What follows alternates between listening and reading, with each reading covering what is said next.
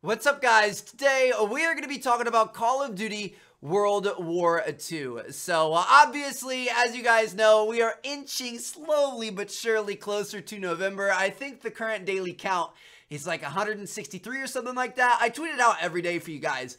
I'm super stoked about that. The more important count is that we are less than 3 weeks away from E3. And if you guys don't know, E3 is a huge gaming electronics conference that happens every year. And we're actually going to get our first look at multiplayer at E3. If you're actually at the event, you get to play it. But if you're not at the event, it's going to be live streamed, I'm sure. We're probably going to get some trailers. We may get some gameplays and stuff like that. It's going to be awesome. It's going to be the first time we've seen multiplayer for the game.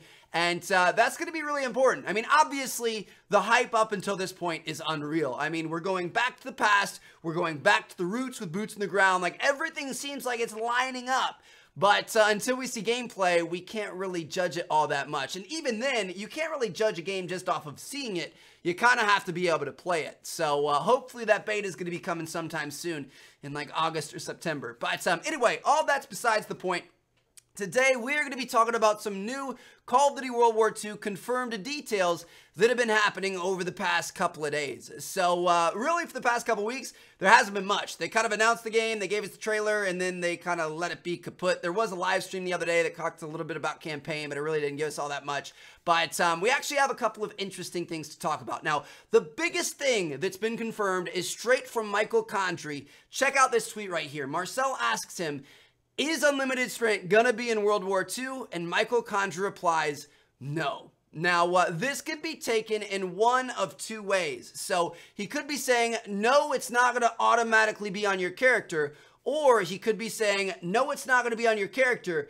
And it's also not going to be available as a perk. We aren't really sure what he means by this yet. But this is going to be a big change. So over the past 3 years now, all Call of Duties have had Unlimited Sprint. With Infinite Warfare, Black Ops 3, and then back in Advanced Warfare, all of those Call of Duties have had Unlimited Sprint just on your character automatically. And honestly, I've enjoyed it. Like, it's kind of a tough thing to balance there. Like, you know, the gameplay in these games is super, super fast because of the wall running and the boost jumping and stuff like that. But the idea of being able to sprint unlimited is kind of cool because it feels like it kind of tightens up the maps a little bit. It gets to the action quicker and it gets you into more gunfights. Sometimes it gets you killed in those gunfights, but it gets you to more gunfights. So although the advanced movement I haven't liked as much, the unlimited sprint to me hasn't necessarily been a bad thing. Like, I'm kind of a fan of it. And the last Call of Duty game that did not have unlimited sprint was back in Call of Duty Ghosts. So it's going to be weird. Like, you know, when you move, you're going to have to move deliberately. And so when you move and you're trying to cross long distances, you're going to be spamming that thumbstick and there are going to be a lot of broken scuffs and stuff like that because people are going to be pressing that thing down all the time and really putting some wear and tear on it. But yeah, it's going to make it a little bit more important on when you choose to move, when you choose to sprint, because you're not going to be able to cover large distances really, really quickly. And it's going to make it a little bit more methodical. Again, it's that boots in the ground, slower gameplay.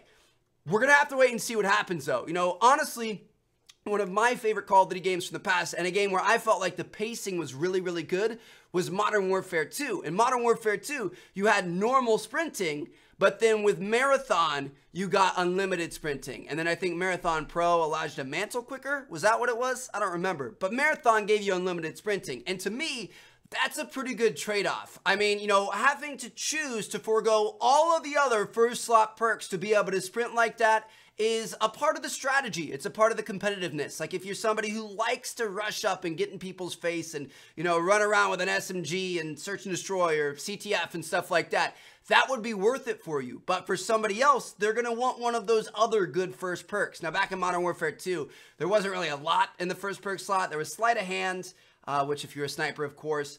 What else was there? There was Bling, there was One Man Army, and then there was one more, Scavenger. So really, you weren't really giving up too much back then, and a lot of people ran Marathon, but I mean, nowadays, the first perk slot is a little bit more competitive, so I think something like that would work, or even something like Modern Warfare 3. So Modern Warfare 3, you had Marathon as well, but instead of giving you unlimited sprint, it gave you double sprint. So you could go double the distance, which was still pretty good. So, I don't know. It's going to be interesting. Obviously, again, we're going back to that slower paced boots on the ground gameplay, and this is a big part of that. A lot of people are a little upset about it. I don't think it's too much to worry about. I'm sure they're going to have it balanced pretty well. And I mean, they're going to have these maps built around the idea of the movement in the game. Like, obviously, in the past couple of years, we've had a lot of advanced movement with a lot of sprinting, wall running, stuff like that. So we've had some bigger maps. They're going to scale down the map, scale down the areas, make it a little bit tighter because you aren't going to be able to move like that anymore. So even if there is no marathon perk, I think it's still going to make sense. We just have to kind of have faith in the devs in that point. And yeah, I don't know. It's going to be interesting. Let me know what you guys think, because I feel like a lot of people are on one side or another. A lot of people are really upset that they took it out, or they're happy that they took it out. I personally would like to see it in perk form, but we'll have to wait and see what happens. Next up, we do have some single player info. So there was that live stream yesterday where they talked mainly about the single player. Some people watched it, some people didn't. It was a pretty good live stream, but nothing really too exciting that was announced. One thing that I am excited about is they did announce that we will be playing in the Battle of the Bulge. Now, this is kind of expected because this was a huge battle in World War II, but they confirmed it yesterday. And guys, this is going to be a crazy battle. Now, if you don't know anything about it, basically it was a surprise attack by the Germans, the Nazis, on the Allied powers, and it was in the wintertime of France, Belgium, and Luxembourg, I believe. So it was cold, it was snowy, stuff like that, and it was a surprise attack that we weren't expecting, so obviously massive casualties. It was the biggest, most catastrophic loss that the US had in all of the war. It was the bloodiest battle for us. So that's going to be a pretty like crazy, intense battle in the snow, in the forest. Tons of Germans running at us. It's going to be a pretty epic moment in the campaign. I think it's going to be right up there with the storming of Normandy Beach. So I just, thinking about this campaign really gets me excited. I'm a huge fan of Call of Duty campaigns. I've always loved them. Honestly, Infinite Warfare was one of my favorites so far, and I think this one's probably going to take the cake. So we'll have to wait and see what happens. But Battle of the Bulge is confirmed. Finally, we have one more confirmation coming from Twitter. It's from the Sledgehammer Games Twitter, and they confirm that you are not going to be playing as the Axis powers in Call of Duty World War II. You're not going to be playing as the Germans or any of the bad guys. You are going to be playing only on the Allied side. So I have the tweet over here. Charlie Intel was tweeting about how they haven't confirmed it yet, and Sledgehammer quote replied them. They said, "Our story follows the 1st Infantry Division in Allied effort. We feature a diverse and multinational cast, but no playable Axis characters." So we are going to stay on the good side. I feel like people have been really weird about this. Like, people have been really weird about whether or not swastikas are going to be in the game and stuff like that. And I realize, to be historically accurate, you kind of need that stuff in there. But at the same time, there is the idea of being politically correct in today's terms. And actually, I think the use of the swastika is banned in Germany nowadays. So even if it was in the game, they would have to like censor it out in the German version of the game, which is kind of interesting.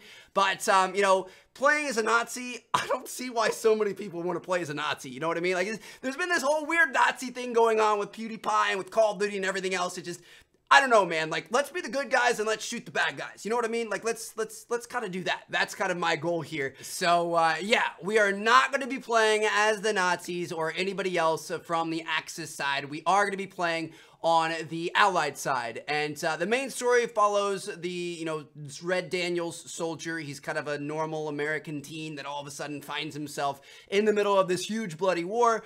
Obviously, his platoon is going to be a big part of the campaign, and I don't think we play as any of them, but they're going to, be joking with each other and playing off each other, and, I mean, obviously, we've learned that they give you health and give you ammo and stuff like that, so you're going to become very close with them.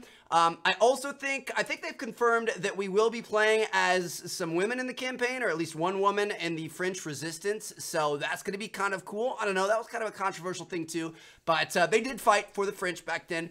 And then also there is African Americans. So Glenn Schofield did say that they are going to have black people in the game, and obviously they fought in the war. They made an extreme sacrifice for our country, and we treated them like crap. Like, obviously, back then times were a little bit different, a lot of racism, stuff like that. And even though these brothers were fighting next to us against the enemy, we were still treating them like they were less than scum, you know what I mean? So it's really sad to know that stuff like that happened, and obviously things have changed now. But yeah, I'm sure that's going to be portrayed, and that's going to be kind of tough to watch. But I don't know, man. It's going to be interesting. It's going to be kind of a whole full view of the war, or at least the European part of the war, from the Allied side, not from the Axis side. So that's what we've got going on there. And yeah, there you guys have it. That's what we've had confirmed recently for Call of Duty World War II. Like I said, it's been kind of slow lately. I'm hoping for more very, very soon. E3, like I said, 3 weeks away, and usually we start kind of getting stuff before that. So we might start seeing some articles. We could get a teaser trailer, stuff like that. And then, of course, as soon as E3 hits, which is on June 12th, that's the first day, we're definitely going to be getting multiplayer gameplay, multiplayer live streams, all kinds of stuff like that. It's going to be a blast. I can't wait. And you guys better believe as soon as any more information comes out, I'm going to have it first. So I'll see you guys later. Thank you guys so much for watching. Peace out.